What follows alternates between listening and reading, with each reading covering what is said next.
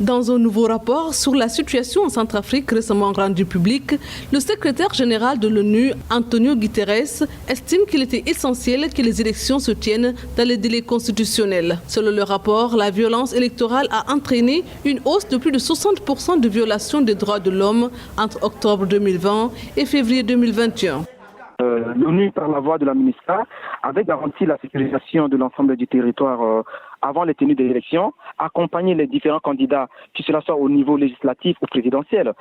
À partir du 22 décembre, il y a eu des blocus par les groupes armés. Donc, les électeurs n'ont pas pu avoir accès aux urnes. Les candidats n'ont pas été dans leur circonscription pour cette tenue des élections. Donc, pour moi, ça a été un échec total de la part de l'ONU.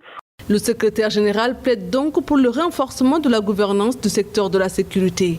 Il recommande également l'augmentation des effectifs de la mission onusienne de 2750 militaires et 940 policiers, ce qui porterait au total la mission à plus de 17 000 casques bleus. Les forces armées centrafricaines appuyées par les forces rwandaises et les forces russes sont en train de récupérer la quasi-totalité des villes occupées par les groupes rebelles. Donc la priorité des priorités aujourd'hui, pour demander à n'importe quel centrafricain, c'est vraiment de rétablir la sécurité sur l'ensemble du territoire pour que les centrafricains vaquent librement à leurs besoins. Nous allons vers le second tour des élections législatives du 14 mars.